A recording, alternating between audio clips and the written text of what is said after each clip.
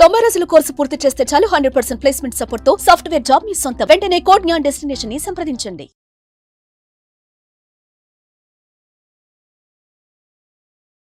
నమస్తే విజయ మేడం. నమస్తే ఉషా మేడం, మనం చాలా సందర్భాల్లో చూస్తూ ఉంటాం వైఫ్ అండ్ హస్బెండ్ ఈ మధ్య కాలంలో ఎక్కువగా అనుమానాలు అనేవి చాలా చూస్తున్నాం. అయిన దానికి కాని దానికి ప్రతి దానికి అనుమానం అనేది చాలా కామన్ అయిపోయింది ఇద్దరి మధ్యలో.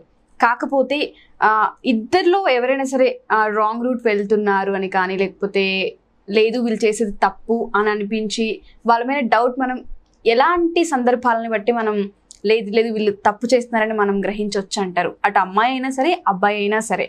సో వాళ్ళకు ఒక క్లారిటీ రావాలన్నా, లేకపోతే వాళ్ళు ఒక నిమిషం వాళ్ళపైన డౌట్ పడే ముందు నేను ఆలోచిస్తుంది రాంగా రైటా అని కూడా ఆలోచించుకోవాలి. మనం వెంటనే మాట అనేయకూడదు. సో అలా వాళ్ళు అనే ముందు ఎలా తెలుసుకోవాలంటారు? వీళ్ళు చేసేది రాంగ్, నేను అడగొచ్చు ఈ టైంలో అనేది వాళ్ళకి వాళ్ళు ఎలా తెలుసుకోవచ్చు అంటారు? చాలా కష్టమైన ప్రశ్నే. ఎందుకంటే ఈ రాంగ్ స్టెప్ వేసే వాళ్ళు చాలా రకాలు ఉంటారు. ఇప్పుడు అందరికీ తెలివితేటలు ఎక్కువైపోయినాయి కదా. ఇప్పుడు ఏంటి, తప్పు చేయటం తప్పు కాదు, తప్పు చేసినా దొరకకుండా ఉండేలాగా చూసుకోవటం గొప్ప. ఓకే. సో ఇప్పుడు అట్లా ఉంది పరిస్థితి. అవును. సో ఏంటంటే సుమారుగా ఊరికే కొన్ని లక్షణాలను బట్టి మనం కనుక్కునే అవకాశాలు ఉన్నాయి. ఓకే. ఏంటంటే చాలా బాగా రెడీ అవటం, అంటే ఇదివరకు క్యాజువల్గా ఉండేవాళ్ళు కూడా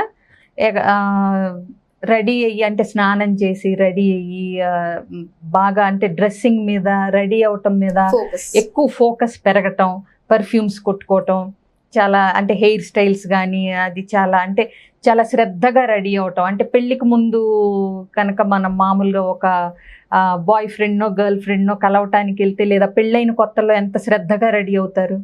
ఇప్పుడు పెళ్ళై 10 ఏళ్ళు అయిన తర్వాత అంతా రొటీన్ అయిపోతుంది. ఉరుకులు పరుగులు ఏదో రెడీ అవ్వాలన్నా చాలా మామూలుగా ఉంటుంది వ్యవహారం. బట్ అలా కాకుండా అలా మామూలుగా ఉండే వ్యవహారం కొంచెం కొత్త అడుగులు వేస్తుంది. అంటే ఏంటి మధ్య ఈయన కొంచెం ఎక్కువ రెడీ అవుతున్నారు అని కానీ, లేదంటే ఏంటి అంటే మంచి చక్కగా కట్టుకుని బాగా రెడీ అవుతుంది శ్రద్ధగా అనేలాగా ఉన్నప్పుడు కొంచెం, అంటే రెడీ అయిన ప్రతిసారి మనకు అనుమానం రావాలని కాదు, ఇది ఒక రెడీ అవటం అనేది ఒక ఫ్యాక్టరు. అంటే ఇది వరకు మామూలుగా ఉండేవాళ్ళు కూడా ఇప్పుడు కొంచెం శ్రద్ధ పెట్టడం, అదొకటి. అట్లాగే ఏదన్నా ఫోన్ కాల్స్ వచ్చినప్పుడు, ఒకప్పుడు చాలా మామూలుగా పక్కన కూర్చుని ఉంటే ఇప్పుడు మనకు ఫోన్ వస్తే క్యాజువల్గా తీసి మాట్లాడతాం. అలా కాకుండా ఆఫీస్ అవర్స్ అయిపోయిన తర్వాత ఇంటికి వచ్చి కూర్చున్న తర్వాత కూడా ఈ ఫోన్స్ వచ్చినప్పుడు ఫోన్ పుచ్చుకుని పక్కనకి వెళ్ళిపోవటం, మెల్లగా మాట్లాడటం, ఆ మెసేజ్లు అది చేసేటప్పుడు మనం ఏదన్నా గబుక్కుని వస్తే కొంచెం ఫోన్ని ఆపినట్టుగా దాచినట్టుగా చేయటం, ఇట్లాంటివి చూస్తే న్యాచురల్గానే కొంచెం అనుమానం పడవచ్చు, డౌట్ వస్తుంది. అట్లాగే ఏంటంటే ఇదివరకు మామూలుగా ప్రతిదాన్ని, అంటే కలిసి చేసే పనులు కానీ అది ఇప్పుడు అంత ఆసక్తి చూపించకపోవటం, ఒకప్పుడు ఏది విమర్శలు అట్లా చేయకుండా ఉండేవాళ్ళు ఇప్పుడు ప్రతిదాన్ని విమర్శించటం. అంటే ఇప్పుడు వంట చేసినప్పుడు చాలా మామూలుగా తిని మామూలుగా చెప్పే భర్త కూడా ఏంటి మధ్యలో వంట తగలడింది, అసలు ఏం బాగుండట్లేదు అంటాం. అంటే ఊరికి చిరాకు పడటం, ఆ పొడే గిట్టనట్టుగా ఉండటం, ఇట్లాంటి కొన్ని మనం దృష్టిలో పెట్టుకోవచ్చు. అట్లాగే ఆడవాళ్ళు కూడా ఏంటంటే ఇదివరకు ఆఫీస్ నుంచి కానీ వర్కింగ్ ఉమెన్ అయితే ఇంటికి వచ్చిన తర్వాత పిల్లల మీద దృష్టి, పిల్లల మీద ధ్యాస, ఇంటి పనుల మీద ధ్యాస ఉండేవాళ్ళు, అవి తగ్గిపోవటం, ఎక్కువసేపు ఫోన్లు మాట్లాడుతూ ఉండటం, ఈ రెడీ అవటం, ఈవినింగ్ అంటే ఇంటికి వచ్చిన తర్వాత కూడా మళ్ళా బయటకి వెళ్ళటం, లేదా ఆఫీస్ నుంచి ఎక్కువ శాతం లేట్గా రావటం. ఇదివరకు టెన్షన్గా వచ్చేవాళ్ళు ఇప్పుడు ఎక్కువ రోజులు, వారానికి 2-3 రోజులు అంటే సుమారుగా లేట్గా రావటం, ఏదో ఒక ఎక్స్క్యూజెస్ చెప్పటం, కొంచెం పిల్లల చదువుల మీద శ్రద్ధ తగ్గటం. అంటే ఇది వరకటి మామూలుగా ఉన్నప్పుడు బిహేవియర్కి ఇలా కొత్త తప్పు అడుగులు వేసే బిహేవియర్కి కొంచెం తేడాలు కనిపిస్తాయి ప్రస్ఫుటంగానే. అయితే అది కూడా ఏంటంటే మనం తొందరపడి అనే ముందల నిజంగానే, అంటే ఆఫీస్లో లేట్ అవుతుందా, ఏదన్నా ప్రాజెక్ట్ ఉందా, ఇవన్నీ కూడా మనం చూసుకోవాలి. బట్ ఇవి కొన్ని సంకేతాలు అన్నమాట. అట్లాగే భార్యాభర్తల మధ్య ఇంటిమసీ తగ్గిపోవటం, వాళ్ళ రొమాంటిక్ ఫీలింగ్స్ తగ్గిపోవటం, సో ఆ ఫిజికల్ ఇంటిమసీ, ఆ టచ్ కానీ ఇట్లాంటివి, ఆ ఫిజికల్ ఇంటిమసీ తగ్గిపోవటం, ఇలాంటివి కూడా జరుగుతాయి. ఎవరో ఒకళ్ళకి ఇప్పుడు అటువైపు పక్క చూపులు చూసే వాళ్ళకి ఆ విషయం మీద ఇంట్రెస్ట్ తగ్గిపోవటం, ఇలాంటి అవకాశం ఉంటుంది. సో ఇట్లా చూసుకోవాలి. ఇంకొక విషయం వస్తే, నేను ఫస్టే అన్నాను మొదట్లోనే, ఏంటంటే ఇట్లాంటి వాళ్ళు కొంత అతి జాగ్రత్తగా ఉండే అవకాశాలు కూడా ఉన్నాయి. ఈ ఏదైతే ఇప్పుడు మనం చెప్పుకున్నామో ఇదొక రకం. కొంతమంది ఏం చేస్తారో తెలుసా, అతి ప్రేమ చూపించటం. అంటే ఆ గిల్టీతో నేను మా ఆవిడికి ద్రోహం చేస్తున్నాను, లేదా నేను మా వారి వేరే వాళ్ళతో ఫ్రెండ్షిప్ చేస్తూ ఇక్కడ నా వైఫ్తో ఉంటున్నాను, నా హస్బెండ్ని మోసం చేస్తున్నాను అనే ఫీలింగ్స్తో ఏంటంటే ఇక్కడ ఉన్నంతసేపు చాలా ఎక్కువ కాన్సన్ట్రేషన్తో కాన్షియస్గా ఎక్కువగా ఉంటారనమాట, ఉండాల్సిన దానికంటే. అంటే నచ్చిన కూరలు బాగా వండి పెట్టడం, ఇంట్రెస్ట్గా వండి పెట్టడం, ఆడవాళ్ళ సైడ్ నుంచి బాగా ప్రేమగా చూసుకోవటం, ఎక్కువ బయటికి తీసుకెళ్ళటం, అడిగినా అడగకపోయినా అన్నీ కొనిపెట్టడం, అడిగి అడగగానే అతిగా మెచ్చుకోవటం. ఓకే, అంటే ఏంటి, ఎక్కడ అనుమానం రాకుండా. నీకు అర్థమైందా? సో ఇట్లా జాగ్రత్తలు తీసుకునే వాళ్ళు కూడా ఉంటారు. అందుకని మనం అంత తేలిగ్గా కనుక్కోలేం. ఇవాళ రేపు అసలు తప్పు చేయకూడదనే జ్ఞానమే ఉండి, అది తెలిస్తే మొత్తం సంసారం కాపురమే నాశనం అయిపోతుంది, మనం ఎటువైపు వెళుతున్నాం అని మనకి ఎక్కడో విన్నాను కూడా నేను. ఏంటంటే కళ్ళు వెళ్ళిన చోటకల్లా మనసు వెళ్ళకూడదు, మనసు వెళ్ళిన చోటకల్లా మనిషి వెళ్ళకూడదు. ఆ గీత గీసుకోవాలి కదా. ఇప్పుడు ఎక్కువసేపు ఆ ఆఫీస్లో, ఆ వర్క్ ప్లేస్లో ఉంటారు, చిన్న చిన్న ఆకర్షణలు, ఇంట్లో ఉన్న డిస్టర్బెన్సెస్ వల్ల ఒక్కొక్కసారి కొంచెం మొగ్గు చూపటం అట్లాంటి జరగవచ్చు. ఎందుకంటే సానుభూతి ఎక్కడ కనిపిస్తుందో అటువైపు ఉంటుంది. కానీ మనం విచక్షణతో మనం ఆలోచించుకోవాలి, దీని పర్యవసానం ఎక్కడికి వెళ్తుంది. మనకు పిల్లలు ఉన్నారు, పెళ్ళయింది, మనకు భర్త, సంసారం, అట్లాగే భర్త అయితే కనుక మనకు భార్య, పిల్లలు ఉన్నారు, మనం ఒక సమాజంలో ఉంటున్నాం.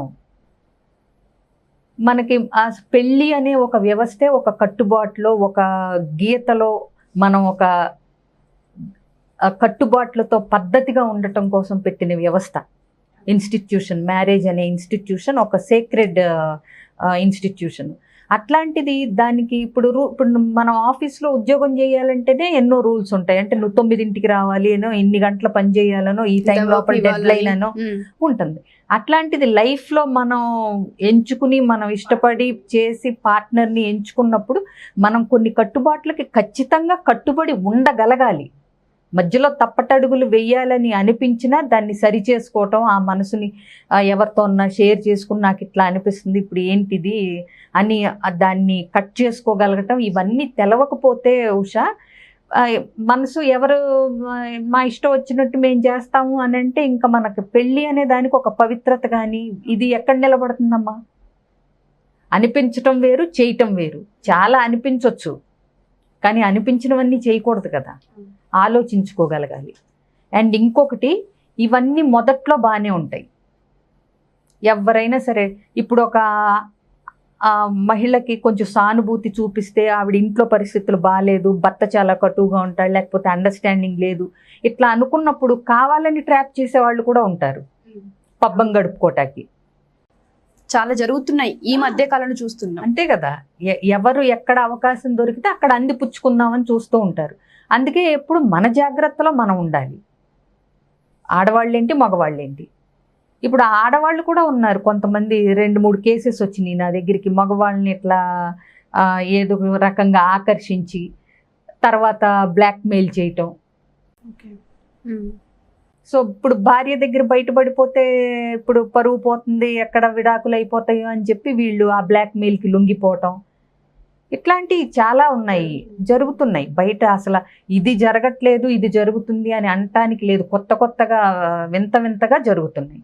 సో ఇవన్నీ ఎక్కడొస్తాయి ప్రాబ్లమ్స్? మనకు అసలు ఒక క్లియర్ కట్ ఐడియా, అవగాహన, ఒక క్లారిటీ, మనం ఎంతవరకు అడుగులు వేయాలి, ఎక్కడ మనం కంట్రోల్లో ఉండాలి, ఎక్కడ మనం గీత ఎక్కడ దాటకూడదు అనేది ఒక వైఫ్కి ఏంటి, ఒక హస్బెండ్కి ఏంటి, ఒక క్లారిటీ ఉన్నప్పుడు ఇలాంటివి తక్కువ జరిగే అవకాశం ఉంది. Thank you madam. అంటే చాలా మందికి ఇవన్నీ అవసరం. మీరు ఏదైతే చెప్పారో పెళ్ళి అనేది నిజంగా మనకు ఒక కట్టుబాట్లు, ఒక సాంప్రదాయం, ఒక పద్ధతి, ఇవన్నీ లేనప్పుడు మనం దానికి అసలు ఎక్కడ రెస్పెక్ట్ చేస్తున్నామో కూడా అర్థం కావట్లేదు. చాలా మంది కొంతమందికి నిజంగానే ఇప్పుడు భార్య చాలా గయ్యాళిగా ఎప్పుడు రాచి రంపాన పెట్టేలాగా ఉంటారు. అట్లాగే ఒక భర్త మామూలుగా చక్కగా మంచి ప్రవర్తనతో ఉన్న ఆడవాళ్ళను కూడా అనుమానించు హింసిస్తూ ఉంటారు మాటలతో కానీ ఇట్లా కానీ. అంత మాత్రాన మనం ఏంటంటే డ్రాస్టిక్గా తప్పుటడుగులు వేయకూడదు, అది కారణంగా చెయ్యాలి. లేదంటే అసలు కుదరట్లేదు, అస్సలు మనం భరించలేకపోతున్నాము అంటే పద్ధతిగా ఫార్మల్గా విడిపోండి, అంతేగాని కలిసి ఉంటూ ఇలాంటివి చేయకూడదు. అది పిల్లలకు కూడా మనం తప్పుడు సంకేతాలు పంపించినట్టు అవుతుంది తెలిసినప్పుడు.